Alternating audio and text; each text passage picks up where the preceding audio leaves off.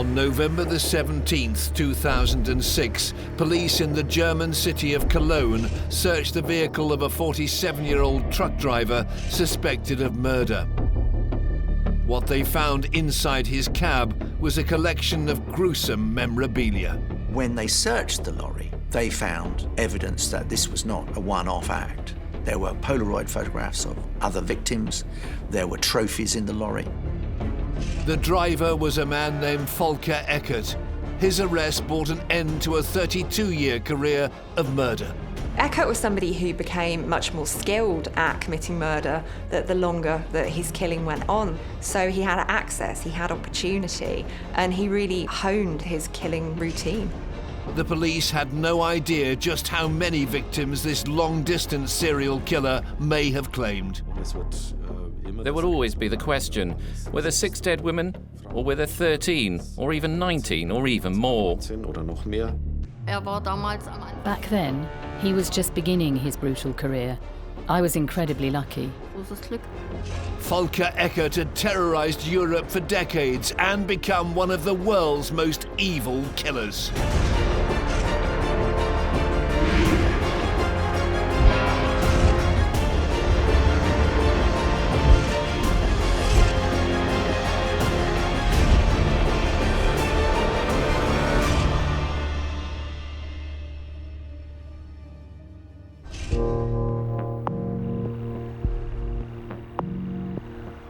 It was a case that spanned 5 European countries. When 47-year-old truck driver Volker Eckert was apprehended on the 17th of November 2006, the police had no idea of the extent of his history of murder. Eckert had been on the run for 2 weeks after killing a Bulgarian prostitute in the north of Spain. When detectives searched the cab of his articulated lorry, they found photographs and hair clippings from 5 women whom he'd abducted and murdered across Europe. Eckert's defense lawyer was Alexander Schmidtgall. He confessed immediately after he got arrested by the police. You have this quite often when you have serial killers or when you have people who have a burden carried with them for a long time. It was like a relief for him to speak with someone and to tell what he did. Yeah? So it was like a confession in a church for him. Schmidtgall couldn't believe the person he was talking to was the same cold-blooded killer he'd read about in the police files.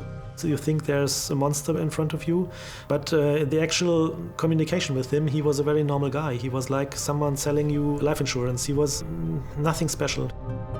Prosecutors wanted to find out what was going on inside the head of Volker Eckert. He was sent off to be assessed by forensic psychologist Professor Norbert Nedopil. He came from prison, guided by 2 policemen, into my offices. And then he sat with me for several hours alone, without policemen and without any handcuffs. And we had a long and serious conversation, sometimes sad, sometimes for him or frightening events, sometimes also were very nice and personal, and even sometimes we laughed together. Eckert, who lived in the small town of Horf in Germany, had murdered his final victim on November the 2nd, 2006. Local journalist Rainer Meyer remembers the story well. Volker Eckert hat seine letzte Tat. Volker Eckert's last victim was the prostitute Milena Petrova near Ostelrich in Catalonia, North Spain. Spanien, Katalonien. Dort hat He picked her up there and abused her in his lorry. He spent another day driving around. Herumgefahren in der Fahrerkabine. Und am nächsten Morgen. And the morning after, he dumped her at a nearby stone bridge. Steinbruch in der Nähe entsorgt. On the way back from the stone bridge, he was caught on CCTV. Einer Überwachungskamera. Somebody was erecting CCTV cameras, which hadn't been there before, and just to test them, it panned. One of the images it caught was Eckert's lorry. And when the body that he dumped nearby was found, almost the first place the police went was to look at this entirely accidentally caught CCTV imagery, which led them directly to Eckert. Eckert's job took him all over the continent. A Europe-wide search was conducted, and on November the 17th, 2006, detectives found him and his truck at a car wash in Cologne. When they searched the lorry, they found evidence that this was not a one-off act. There were Polaroid photographs of other victims. There were trophies in the lorry. It was perfectly obvious that this was Eckert's lair. Almost every serial killer in one form or another has what's come to be known as a lair. And in his case, it wasn't so much a flat or a cottage or a house. It was the cab of his lorry. After his arrest, Eckert immediately confessed to a murderous career that had lasted for over 30 years. It was the beginning of a huge international story. There were 5 murders, 3 in Spain, 2 in France. And from then on, it was a really hot story. As a journalist, you don't have a serial killer very often. And at that point, I tried to get as much information as I could about this person.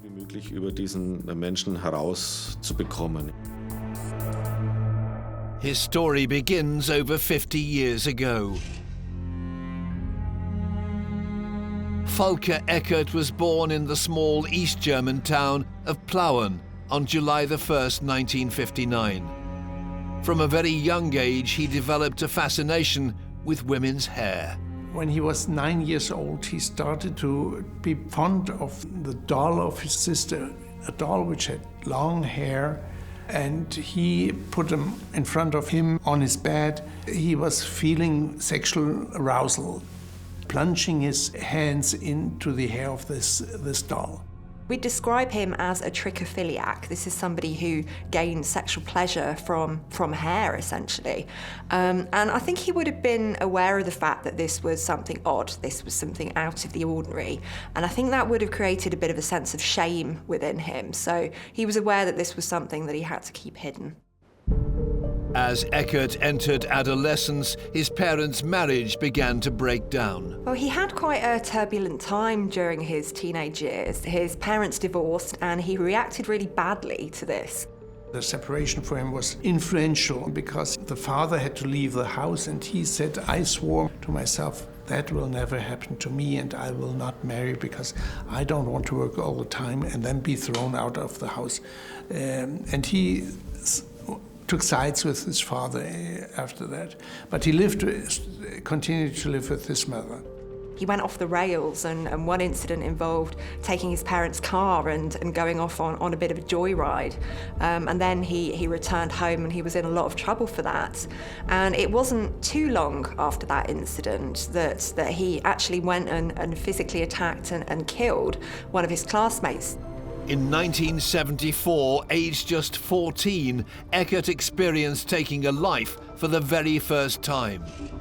But it wasn't until his arrest in November 2006, over 3 decades later, that anyone knew about it. Volker Eckert Volker Eckert confessed to killing a classmate and to disguising her murder as a suicide. And that crime was not solved for years, or for almost 32 years.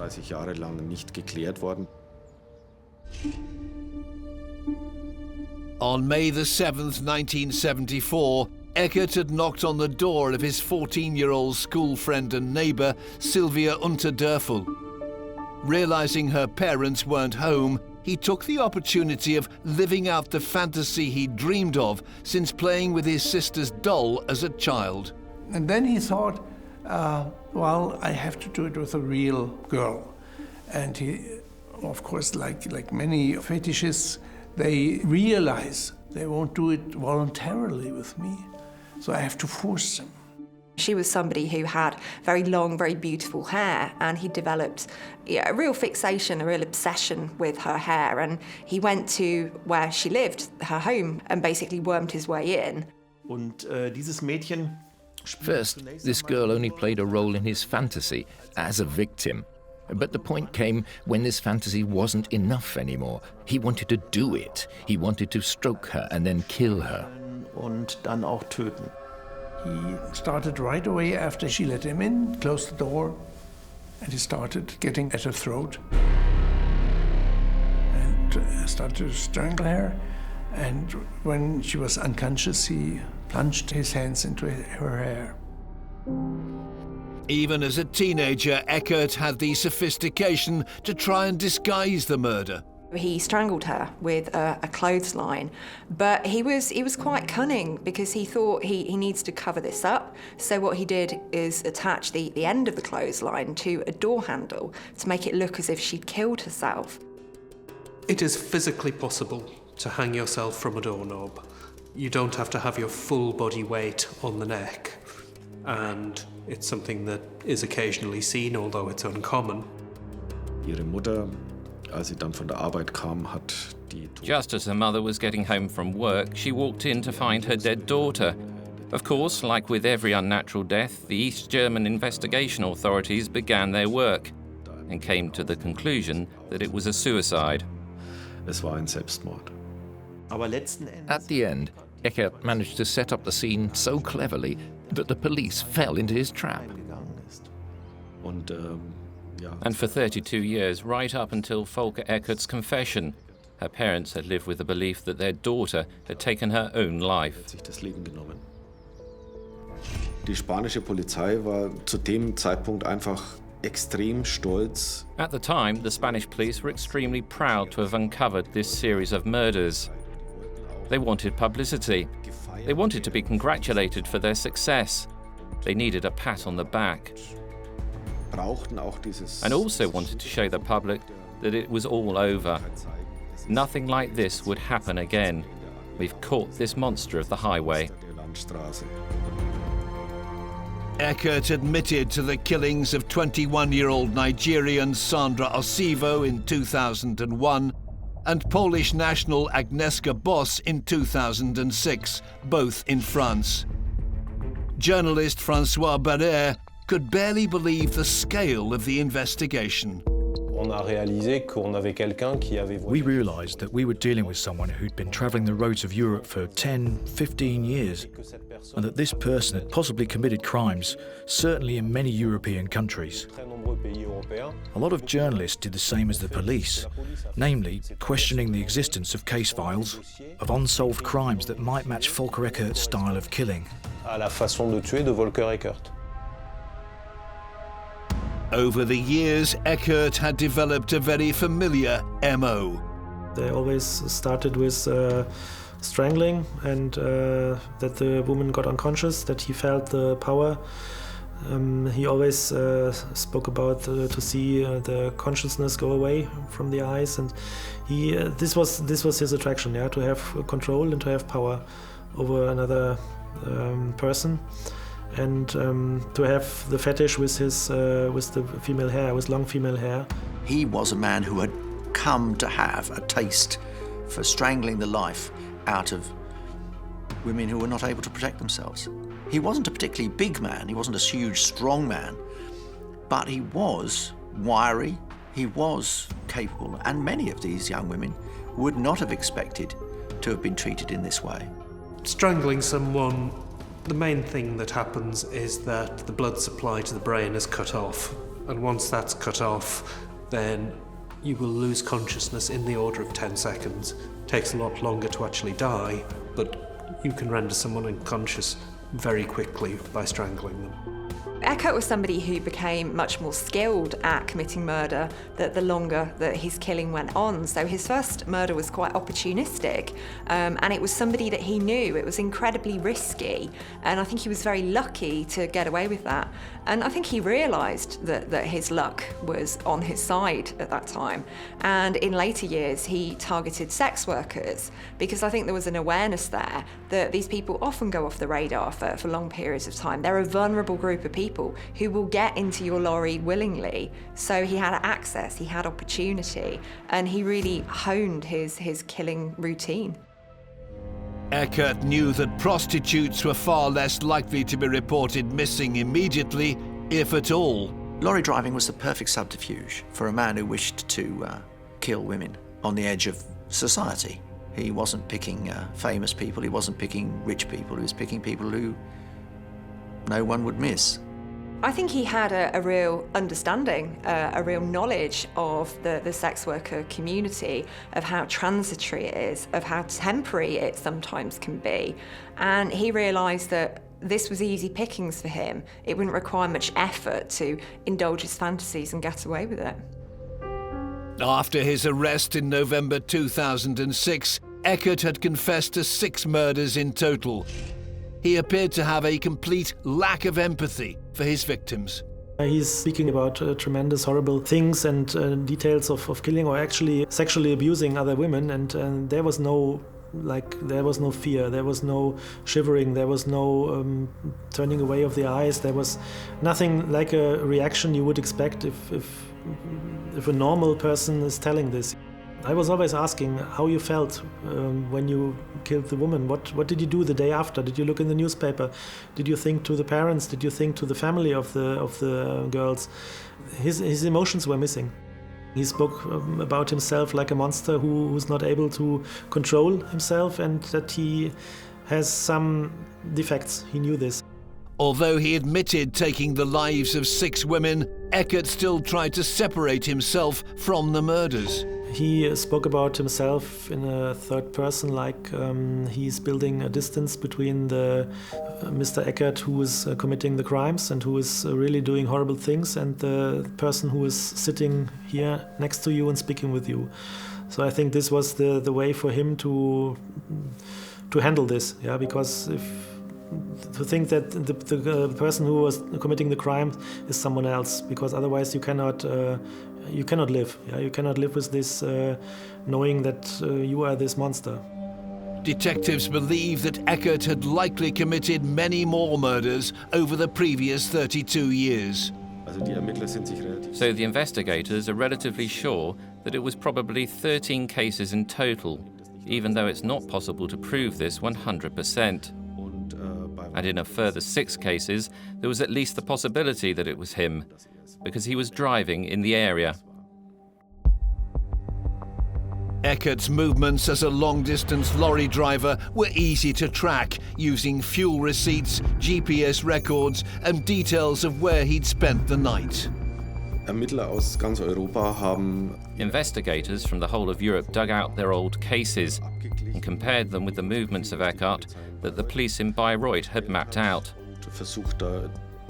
And they tried to find crimes that had taken place when Volker Eckert was driving through this country. Scotland Yard came over to Germany to question. Then there was the French police as well, because every police knew there's a serial killer. So look at the cases where was a woman sexually abused. Maybe this Mr. Eckert was nearby at the time she was killed. Investigating officers could link Eckert to the murder of 3 more prostitutes between 2002 and 2004 based on his movements. 1 in France, 1 in Italy, and 1 in the Czech Republic. Francois remembers visiting a crime scene that bore all the hallmarks of an Eckert murder. This was a prostitute who worked near the entrance to a motorway in Montpellier, who disappeared one day and was found 300 kilometers away in a motorway rest area near Montélimar. That's in the area of going back up north, so in other words, potential routes Volker Eckert could have taken when, for example, he returned from Spain to get back to Germany. And this young woman I remember because I used to see her on my way to get a newspaper. She had a very thick head of brown hair, and we knew that Volker Eckert actually had a hair fetish.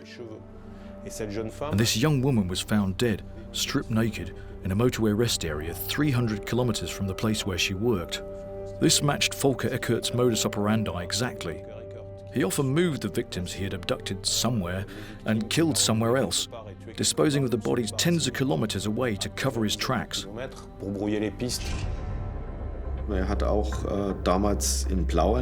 Back then, he also committed several more crimes in Plauen.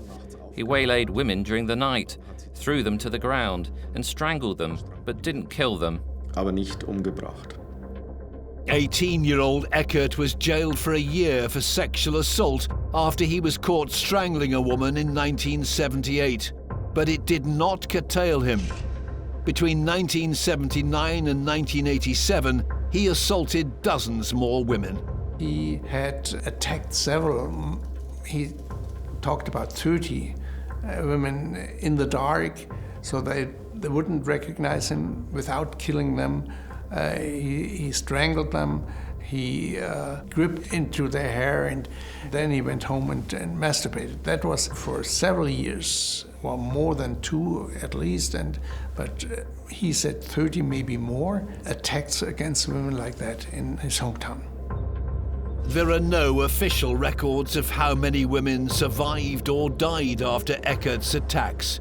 He was finally stopped in 1987 after he assaulted 2 women in Plauen and left them for dead. Both were able to identify him to police. One of those women, whose name we have changed to protect her identity, is Claudia, who was only 16 at the time. Ich war auf dem Heimweg von einer Party. I was on the way home from a party together with my friend.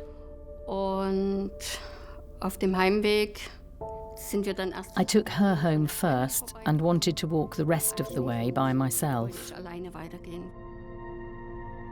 Und als ich allein weiter bin nach. As I continued to walk alone, I noticed after around 100 meters that somebody was following me.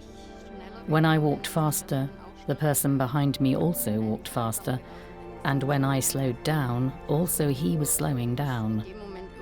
At that point, I already felt a bit threatened, so I grabbed my bunch of keys, hoping to be able to defend myself.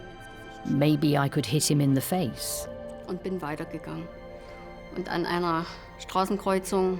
He suddenly came up behind me at a crossroads and pushed me to the ground. Then he put his hands around my neck and choked me. Ich wurde dann. I then tried to defend myself, but he was stronger, heavier, more powerful.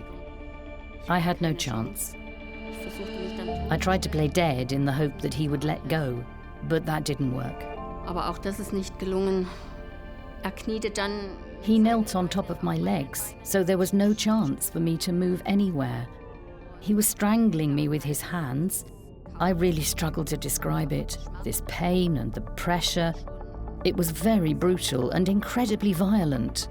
At that moment, I gave up my life. That was it. I knew it was over. I saw a tunnel with a white light at the end of it. It was really like that, a near-death experience.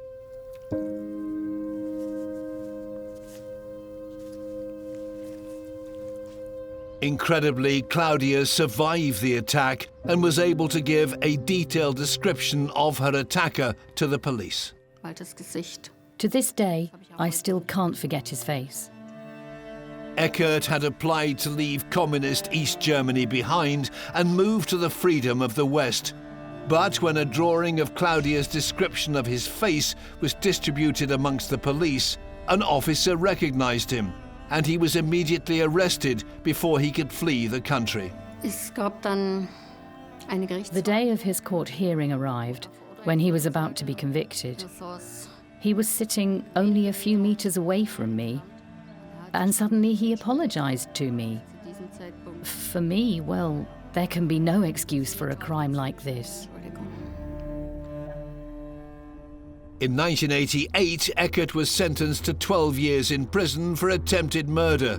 During his time behind bars, he underwent therapy for his sexual deviance, which the prison authorities saw as a success. The doctor or the psychologist who saw him was very certain that Volker Eckert could control his sexual urges from then on. And this was apparently supposed to have been ensured, as he was supposed to undergo more therapy when he made it out of prison. But he didn't do it. Unbelievably, Eckert served just 6 years of his sentence, and in 1994 he was released into the world yet again. And he headed straight for the woman who put him behind bars. Stand eines Nachts vor der Tür. One night, he was standing in front of my door. He rang the bell wearing a boiler suit, one of these blue ones, and said, "There is a burst pipe, you must let me in." I had a little peephole in the door, a tiny little hole where I could look through, and there I recognized him. I did not open the door, but I know it was him. He tried to find me. I don't want to know what he wanted to do with me. Now it's over, thank God, but he definitely wanted to attack again. Hat definitiv noch mal angreifen wollen. By 1994, the Berlin Wall had fallen and Eckert was free to travel wherever he wanted.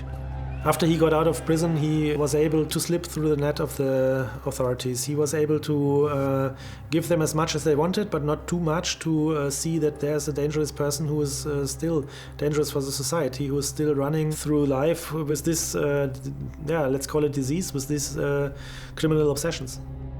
Mir haben die Frauen leid getan. I felt sorry for the women, because while he had been in prison, psychologists and other similar professionals would have actually realized that he was still a danger to society. But because of the reunification of Germany, he was released, and nobody seemed to care. Even though he was a tried murderer, he was let go without any sort of assessment, and the women could all still be alive if only someone had acted differently. Anders reagiert hätte. Eckert settled in the small town of Hof, just 20 miles from Plauen. Hat dort in Hof dann Fuß gefasst. So he had landed on his feet in Hof and settled in well, and was well liked. His landlady also said she had rarely encountered such a nice tenant, and everyone was completely flabbergasted when they found out just what sorts of crimes Volker Eckert had committed, despite everyone considering him to be a nice guy. Alle für einen netten Kerl hielten. By 1999, 40-year-old Eckert had taken a job as a long-distance lorry driver, a profession that suited the killer perfectly. It allows them to go off the radar for quite extended periods of time. They work unsupervised, they don't answer to anybody, and they have these long stretches of time to ruminate and to basically get lost in their own thoughts. So that creates an environment in which their fantasies start to become a reality.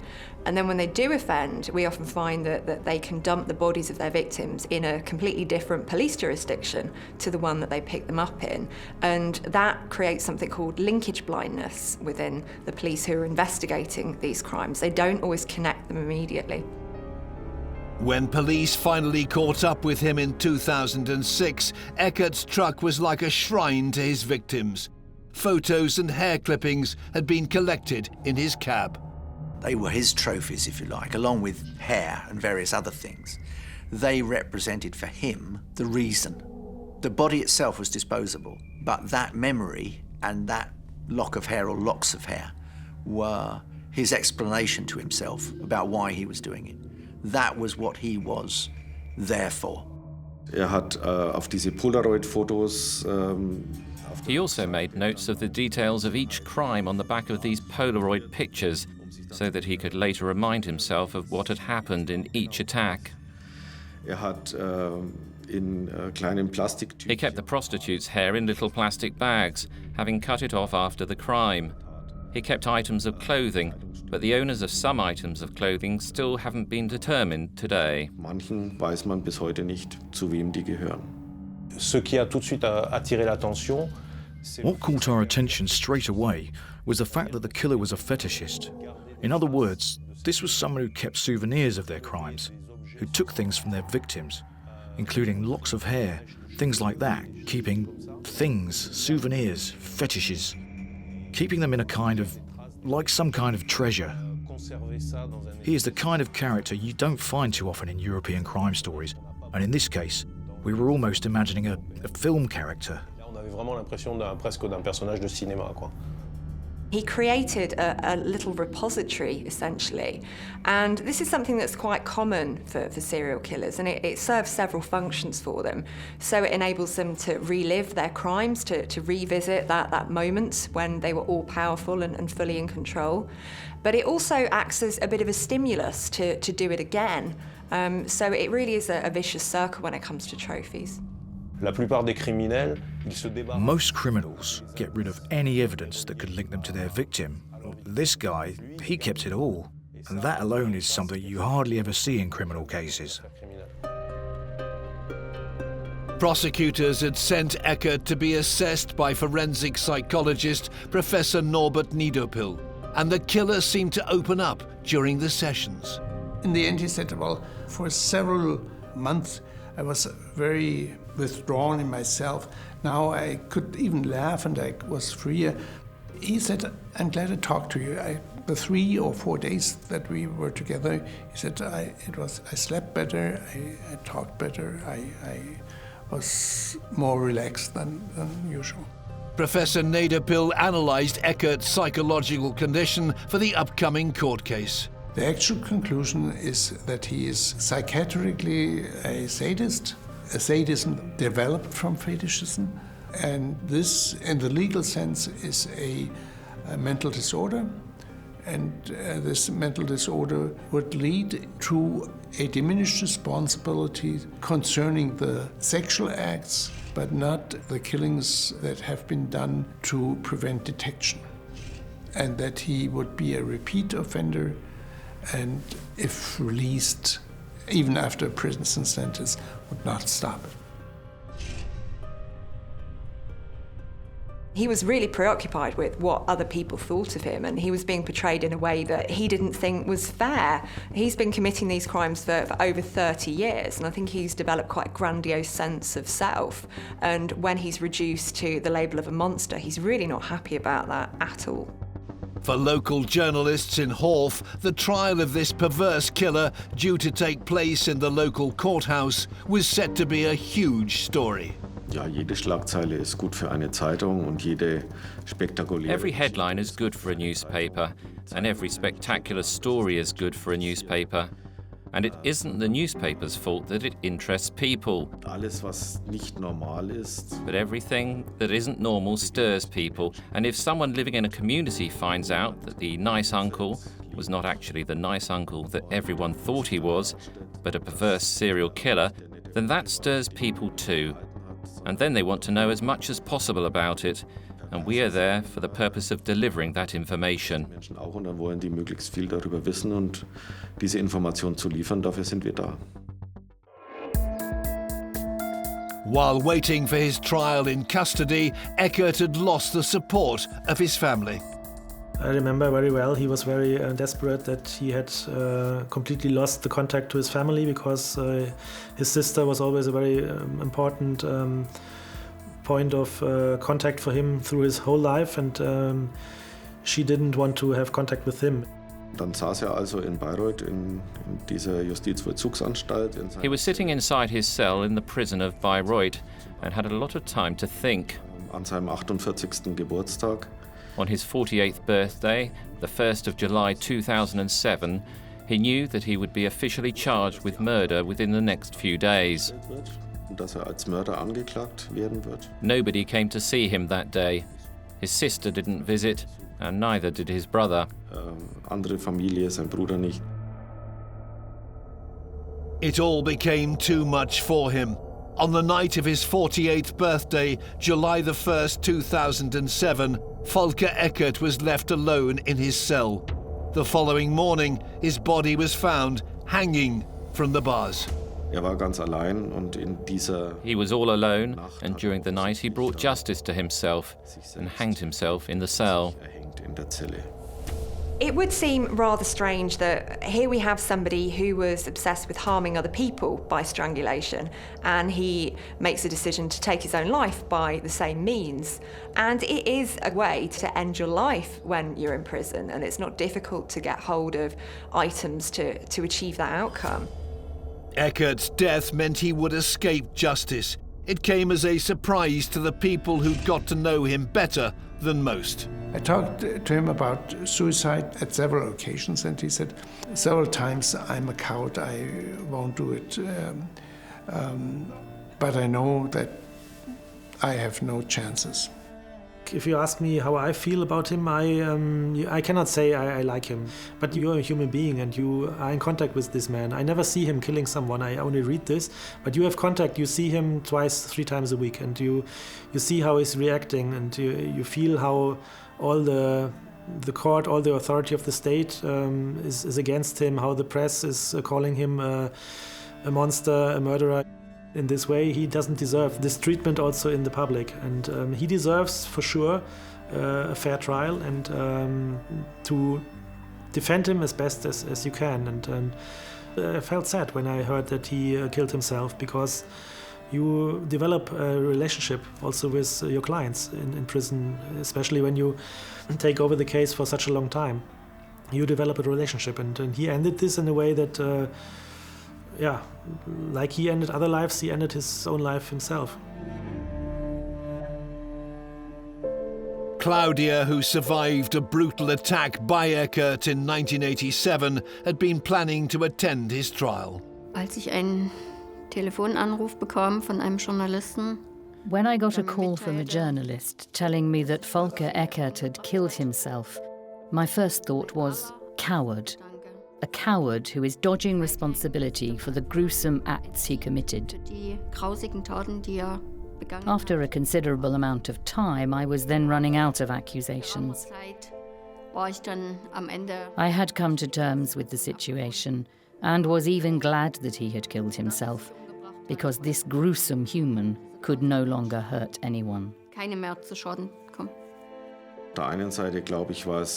On the one hand, I believe it was simply the best solution and the fairest solution. As if he wanted to say, I'm taking my own life, just like the lives I have already taken. But on the other hand, a lot of things that haven't yet been explained will never be clarified.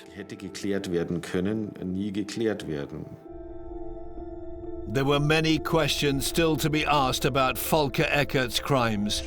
His death means they will remain unanswered. Lorsqu'on a appris la mort de Volker Eckert, I had a feeling of frustration above all. parce que j'ai compris qu'on ne connaîtrait exactement. I knew that Volker Eckert's death meant the end of any investigations that could have been reopened on the old case files that no one was interested in anymore, Pu être réouverte sur ces vieux dossiers. and which had only reappeared in police and media news. C'est revenu dans l'actualité policière et médiatique. Ces mystères-là. In the end, these mysteries would never be solved. And that is what's truly shocking about the death of Volker Eckert, that those victims will never be granted justice. Ces victimes-là n'auront jamais justice. In December 2007, 5 months after his death, police closed the file on Volker Eckert. The Europe-wide investigation was over. Und hat sich an viele Taten sehr gut und He could remember many of his crimes very well, and indeed very precisely. Und das wäre natürlich für die Presse ein. Surely that would have been a massively exciting trial for the press, and of course also for the readers, who would have wanted to keep up with the news. The trial would have taken months, with enormous coverage from international media, because the crimes had been committed across half of Europe. Dadurch, dass die Taten in halb Europa verübt wurden. Just how many helpless women were killed at the hands of Eckert may never be known. I'm quite sure that there was no gap of time where he didn't do anything. So, because he always spoke about himself as someone who is not able to control the desire and his obsession. So, if you ask my personal opinion, I think there's a high percentage that he did more than he admitted to. Yes. Das wird immer das Rätsel. There will always be the question whether 6 dead women, or whether 13, or even 19, or even more. He has taken this mystery with him forever. Dieses Geheimnis. There have been estimates of 22 across Europe. France, Czechoslovakia, Germany, Spain.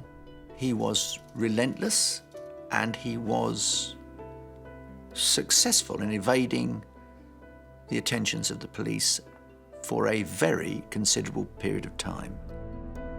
The shadow of Volker Eckert remains not just over the women he murdered, but also the ones that got away. There will always be a part of me that will probably never forget. I can't imagine it. I experienced it. I know what I had to go through. Volker Eckert was a relentless, predatory serial killer, preying on vulnerable women. He took pleasure in it. He took a great deal of sexual satisfaction from it. He was a man who deserves the epithet evil. Eckert was a callous murderer who showed no remorse for his actions. He took the life of a 14-year-old girl for his own gratification before embarking on a 32-year-long killing spree. It will never be revealed exactly how many young women he murdered. By cowardly taking his own life, Volker Eckert robbed many families of justice and proved himself to be one of the world's most evil killers.